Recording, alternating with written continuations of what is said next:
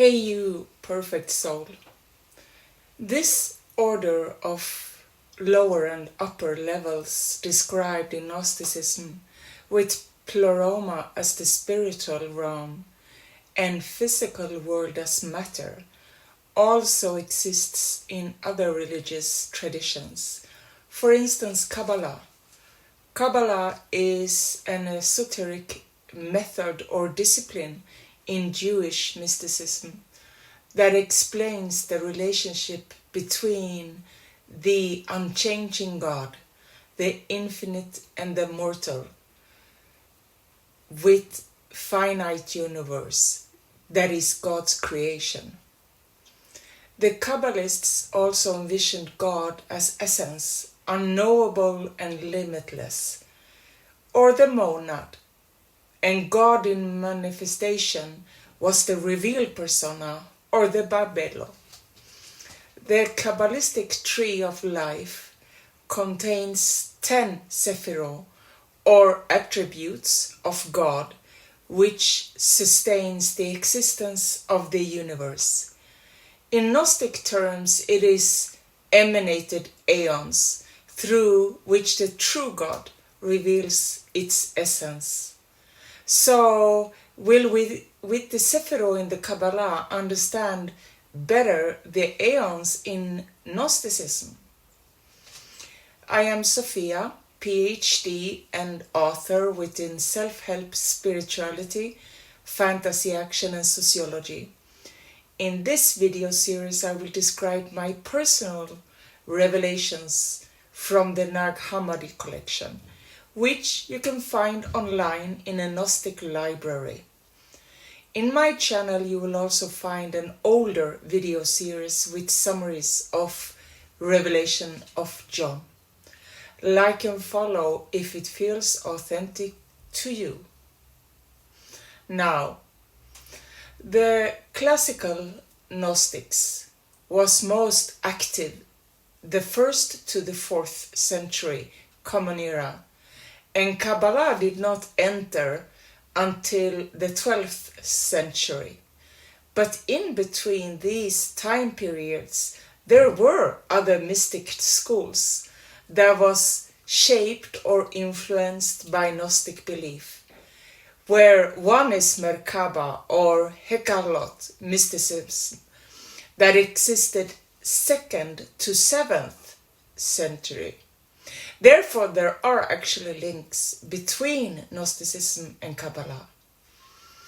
It is also not difficult to see similarities between the sephirot in Kabbalah and the aeons, as well as between the distorted sephirot and archons, when we look at the traits they possess. Both traditions have also a specific focus on Sophia or Bina, with descending energies, where divine sparks are trapped. In both traditions, ascension is also seen as through gnosis or understanding. The Tree of Life consists of 10 sephirot, that is, a divine structure of order.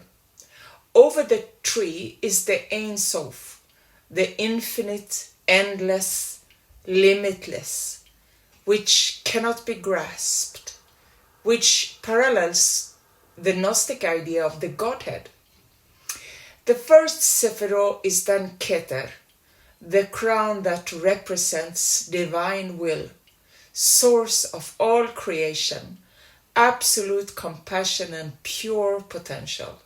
This is with Gnostic words the monad, the invisible spirit. Chokmah is the second sephirot that represents the contemplative aspects of God's thought and the primal force of creation. It is the initial spark of ideas, which is the Gnostic Barbelo. Chokmah is masculine, whilst Barbelo is feminine. Bina is the third sephirot that represents the distinguishing aspect of God's thought. The understanding and analytical aspect. It is the feminine aspect that shapes the abstract wisdom from Chokmah into intelligible forms, into processed wisdom, which we can call deductive reasoning.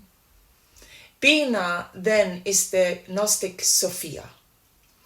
This is followed by Chesed, which is sephirot number 4, and the kind, merciful, and generous side of God.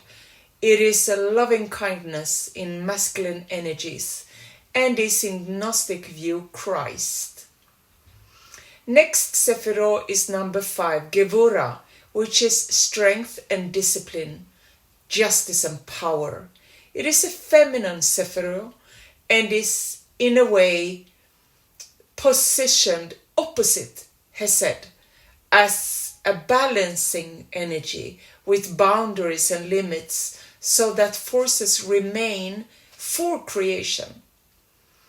Tiferet is the androgyne sephirot, number 6, and represents beauty and an ideal balance of justice and mercy, but also compassion and integration.